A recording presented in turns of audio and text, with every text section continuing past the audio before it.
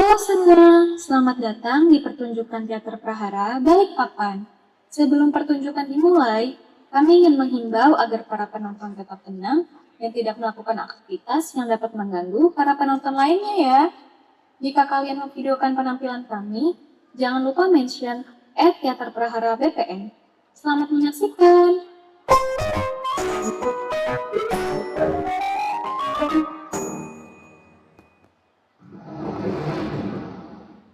Dikisahkan pada zaman dahulu, hiduplah sepasang kakak beradik yang tinggal di sebuah desa. Mereka hidup bersama, tanpa ayah dan juga ibu. Ibu mereka telah berpulang saat mereka masih belia. Begitupun dengan ayah mereka yang berpulang saat mereka remaja. Fani, cepat pijit tanganku. Jangan duduk terus dong. Iya mbak. Buruan pijit. Lama banget sih. Pijit yang benar dong. Kakak beradik tersebut memiliki kepribadian yang sangat bertolak belakang. Nuri yang merupakan kakak dari Fani adalah seorang perempuan yang sering dimabuk akan cinta. Orang yang arogan, kasar, dan selalu memikirkan bagaimana cara ia dipandang sempurna oleh laki-laki. Sedangkan Fani, ia adalah perempuan yang sopan, lebih mengutamakan pendidikan, dan memiliki mimpi yang besar. Mbak, Fani mau ngomong sesuatu. Boleh, mau ngomong apa? Fani kepikiran ingin lanjut untuk kuliah. Apa boleh, Mbak? Heh, kamu pikir ada yang ngetanggung kamu untuk kuliah? Kamu hidup sampai sekarang aja harus ada bersyukur. Ini Fani yang enggak. Bukan begitu, Mbak. Fani hanya ingin melanjutkan pendidikan Fani saja. Jika Mbak tidak berkenan menanggung biaya kuliah Fani nanti bisa cari sendiri kok, Mbak. Aduh, Fan. Perempuan kuliah juga untuk apa sih? Lagian ya, perempuan juga ujung-ujungnya nanti menikah. Dan nanti kita cuma berdiam diri aja di rumah. Masak di dapur. Terus ngelayanin suami.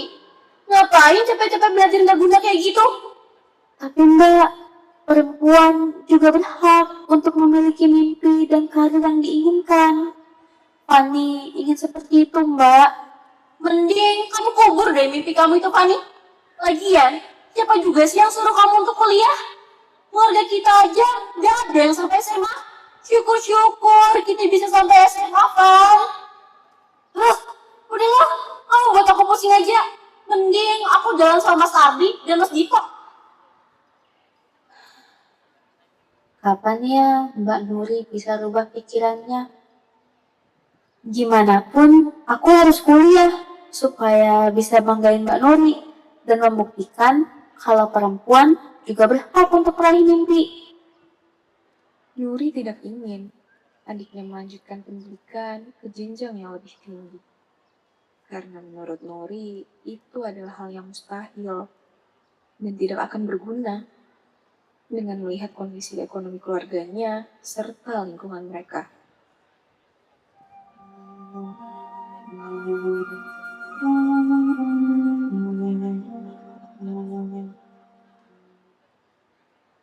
Raden Ajeng Kartini adalah pahlawan dan pejuang untuk seluruh perempuan-perempuan di Indonesia dan yang mewakili seluruh isi hati perempuan Indonesia.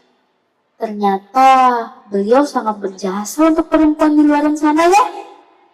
Aku ingin menjadi seperti beliau yang memiliki keberanian untuk berjuang dan berani untuk meraih mimpi.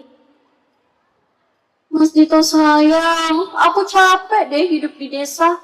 Gimana kalau kita menikah saja besok? Lalu kamu akan membawa aku untuk hidup di kota. Gimana, Mas? Aku udah putusin Mas Ardi kok, Mas. Halo? Halo? Ya, kok dimatiin sih? Mending aku tanya Bibi aja deh. Siapa tahu Bibi punya kenalan cowok ganteng dan kaya raya. Lagi baca buku apa sih kamu, Fan? Aku lagi baca buku Kartini, Mbak. Hebat ya Mbak, Ibu kita Kartini. Beliau sangat berani dan tangguh untuk menyuarakan hati perempuan Indonesia. Ada Van, mending kamu cari cowok ganteng dan kaya raya deh. Biar nggak usah tuh ribet-ribet lagi untuk kuliah. Cuci mata dapat, duitnya juga dapat tuh. Nah, iya tuh. Bibi aja dulu setelah lulus SMA langsung nikah. Ya, walaupun ujung-ujungnya cerai juga sih. Enggak dulu deh. Fani nggak berminat. Fani mau fokus kejar mimpi dan karir Fani dulu. Nanti Bibi bantu deh, Van. Cari cowok ganteng dan kaya raya. Nanti Bibi kenalin ke teman-teman Bibi deh. Gimana? Nggak usah, Bi. Fani tiba-tiba lapar deh. Fani mau makan dulu ya, Bi? Malah pergi. Mending sama Nuri aja, Bi. Dikenalinnya. Nuri mau? Bibi ada nih. Rizal namanya. Wah, boleh tuh, Bi. Nanti suruh dia nikahin aku ya, Bi. Hari demi hari berlalu. Fani tetap berpegang teguh dengan keyakinannya untuk melanjutkan kuliah demi mengejar mimpinya. Sementara Nuri, ia masih sibuk mencari laki-laki idamannya. Ini beneran aku keterima beasiswa. Apa ini mimpi ya? Coba aku pukul pipi aku dulu deh. Aduh. Coba aku panggil Mbak Nuri dulu deh. Mbak Nuri, Mbak. Apaan sih, Van? Berisik banget. Mbak, coba cubit pipi Fanny dulu dong, Mbak. Aduh, sakit. Mbak, aku keterima beasiswa, Mbak. Aku bisa kuliah tanpa ngerepotin, Mbak. Semua biaya hidup dan kuliah Fanny ditanggung. Paling juga gagal di tengah jalan. Enggak, Mbak. Fani serius. Fani bakal sungguh-sungguh untuk kuliah dan ngejar mimpi Fani. Sungguh-sungguh ya, Van. Mbak kenapa? Ayo Mbak, kita duduk dulu. Mas Dito, Van, dia barusan ninggalin aku dan bilang aku cewek yang gak berguna. Dan aku habis ditipu sama Mas Rizal yang dikenalin Bibi. Ternyata dia udah punya 4 anak dari ke-6 istrinya, Van. Untuk pertama kalinya, Nuri mulai merasa kosong. Semua hal yang ia kejar ternyata tidak pernah memberinya hasil yang memuaskan, serta kebahagiaan yang ia inginkan. Dan ia baru benar-benar sadar bahwa ia telah kehilangan jati dirinya sebagai seorang perempuan.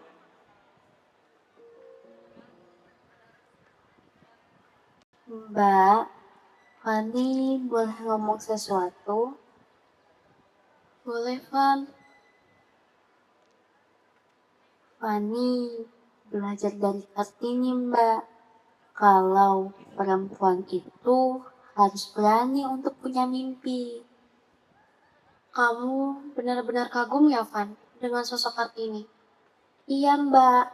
Kalau dulu Kartini menyerah, perempuan di Indonesia seperti kita ini tidak akan bisa sekolah. Seperti sekarang. Mbak, kodratnya perempuan bukan hanya untuk menikah dan berdiam diri di rumah, tapi perempuan juga berhak untuk memiliki cita-cita, pendidikan, dan masa depan. Maafin Mbak ya, Van. Ternyata Mbak selama ini salah. Seharusnya Mbak mendukung kamu, tapi Mbak malah menganggap remeh kamu. Nggak apa-apa, Mbak. Kamu udah maafin Mbak, Van. Fani udah maafin kok, Mbak.